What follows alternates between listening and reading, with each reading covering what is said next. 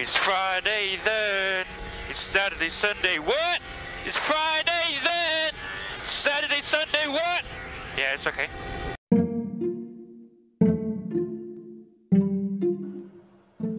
What's up? This is Jeff. Welcome to Jeff's podcast. And before the start of the show, I would like to shout out to Mr. Jay Agonoy of Keepsakes. And he is one step closer to reaching the 100th episode of the show, which is coming soon. If you want to know more about what's in store for Jay, you can subscribe to Keepsakes by Jay Agonoy on YouTube. That's youtube.com/jayagonoy, and also on social media including Spotify, Facebook at facebook.com/keepsakes by Jay, and on the website jayagonoy.xyz.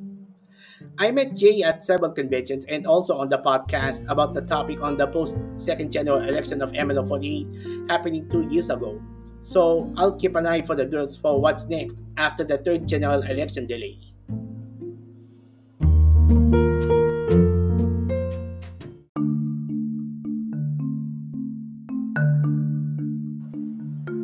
We're going to kick things off for the show, and today we're talking about Cosplay.ph has announced that they will hold a hybrid event, which is a mix of physical event and live streaming, and that is Cosplay Mini Matsuri, held at the second hall of the SMX Convention Center in Manila on the eve before the New Year's Eve, December 28th, 29th, and 30th of 2021. I found out the news on the official Twitter page of Mr. Red Mendoza, which is the chief correspondent and events editor of Anime Pilipinas, announced that Cosplay.ph will hold its hybrid mini live event. Since the physical events have been opened after the IATF, or the Interagency Task Force for the Management of Emerging Infectious Diseases, which announced that NCR and other areas are in Alert Level 2, while some areas are in Alert Levels 3 to 4, despite the number of COVID confirmed cases have been lowered, but the variants of COVID are still intact, including the Beta, Gamma, and the Delta variant, and also the COVID laboratory submissions, so they need to submit ahead of time. I suggest that the Department of Health and the IATF must require tightly strict health restrictions, and European countries are in the fourth wave of COVID infections. Japan has already lowered down the number of COVID confirmed cases, where the number of COVID confirmed cases peaked at 100 plus, and in the Philippines, the number remains at 1,000 COVID confirmed cases, after recording 849 COVID confirmed cases, which are below 1,000 COVID confirmed cases recorded as of November 16th.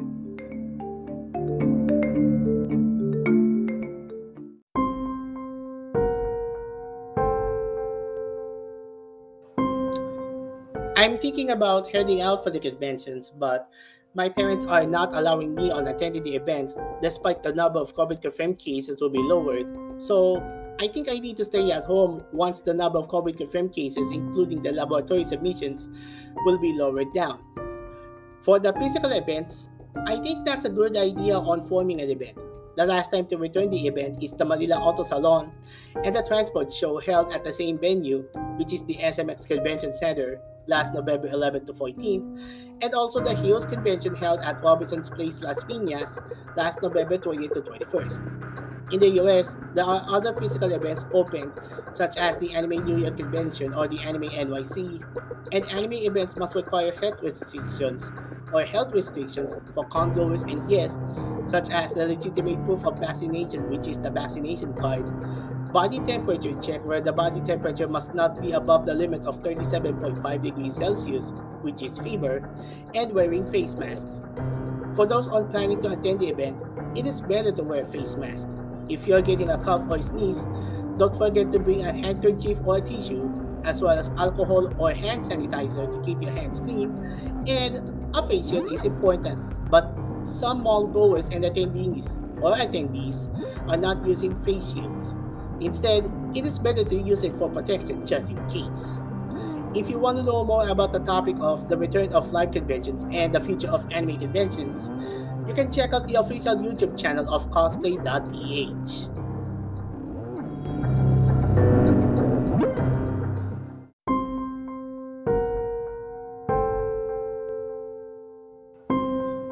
In my opinion, aside from opening up the conventions despite the number of COVID confirmed cases have been lowered, but the COVID is still intact because it is an airborne disease.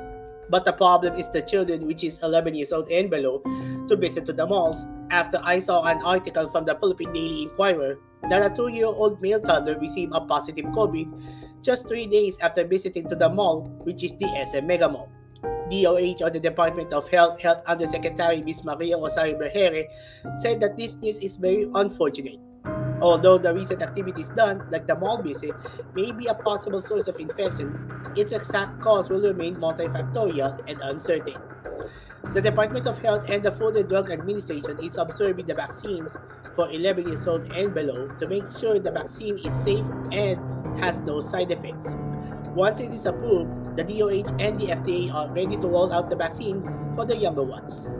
San Juan City Mayor Francis Zamora has finished inoculating about 5,000 children aged 12 to 17 years old, making 225% of its target population already vaccinated against COVID, according to the article from GMA News. But it's a long way to go to vaccinate the citizens of San Juan. I expect other areas in NCR need to finish off the vaccine for ages 12 to 18 years old very soon. The Department of Health has advised parents and guardians to avoid 3Cs on heading out to the malls or public places like parks, closed spaces, crowded places, and close contact settings.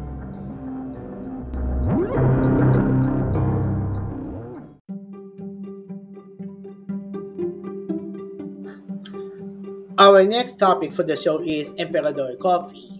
And Emperador is a brand of cut brandy and brandy produced by Emperador Incorporated, which became the world's top selling brand of brandy in terms of quantity of brandy sold. And it expanded to produce worldwide, such as Thailand, China, and the United States. Emperador is launching a new flavor after light, double light, and hot shot called Emperador Coffee. And the new flavor was already released in August before it launches on television or a television commercial where Dania Padilla becomes the new endorser of Emperador Coffee.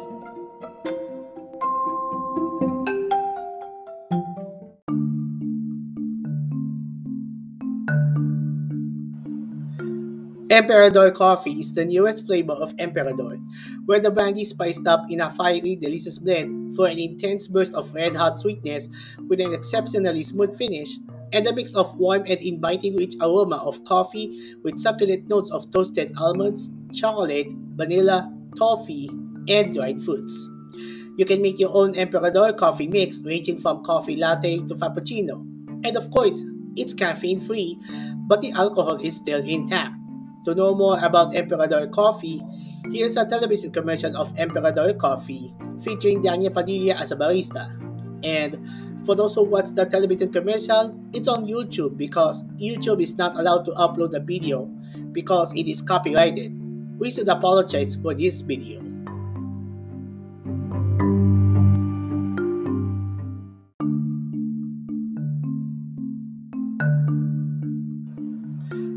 I think Emperador coffee is perfect for breakfast of champions like a mix of pandesal and Emperador coffee, or even donuts, or even a hard work at the office. Just like the scene from Zero Manta's My Senpai is Annoying anime. I'm thinking that I like to taste that, but unfortunately, I have allergic to alcohol problems.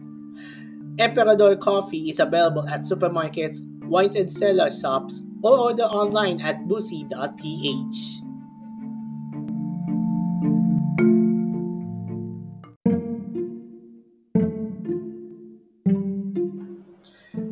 Okay, so that's about it for this topic. And if you have comments or suggestions, let us know in the comments.